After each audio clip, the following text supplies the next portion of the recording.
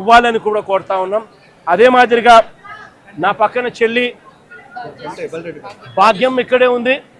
వాళ్ళ కుటుంబం కూడా ఇదే మాదిరిగానే సంవత్సరం 14 నెలల కిందట 14 వాళ్ళ భార్య ఇక్కడే ఉంది.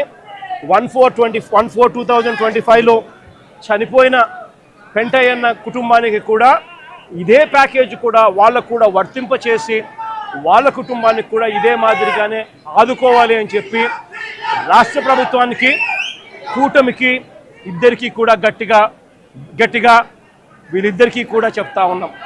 మరీ ముఖ్యంగా చంద్రబాబు నాయుడు గారికి, మరీ ముఖ్యంగా రాష్ట్ర ప్రభుత్వానికి, ఎందుకంటే బాధ్యత రాష్ట్ర ప్రభుత్వం కాబట్టి వెంటనే చిత్తశుద్ధి చూపండి, ఎంప్లాయీస్కి తోడుగా ఉండండి.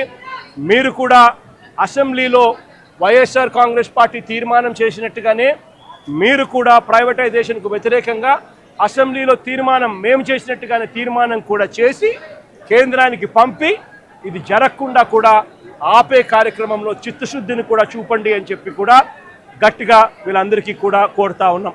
ఇదొకటే కాదు, మేము ఇంత అడుగుతా ఉన్నా కూడా చంద్రబాబు నాయుడు గారి ప్రభుత్వంలో ఎక్కడైనా మానవత్వం లేక ₹1 కోటి ఇవ్వాల్సిన చోట వాళ్ళకు ఇవ్వని పరిస్థితి ఎక్కడైనా ఉంటే మాత్రం ప్రతి బాధితుడికి చెప్తా ఉన్నా, ప్రతి అక్కకు, ప్రతి చెల్లెమ్మకు, ప్రతి బాబుకు చెప్తా ఉన్నా, బాధపడాల్సిన పనుల కొంచెం ఓపిక పట్టండి.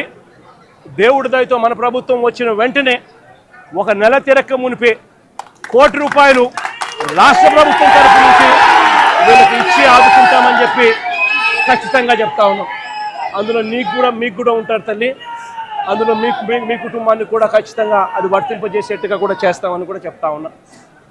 కాబట్టి అందరం కూడా మానవత్వం చూపాలి అని చెప్పి, మానవత్వం చూపుతూ ఆదుకోవాలని చెప్పి ఈ రాష్ట్ర ప్రభుత్వాన్ని గట్టిగా కోరుతా ఉన్నాం.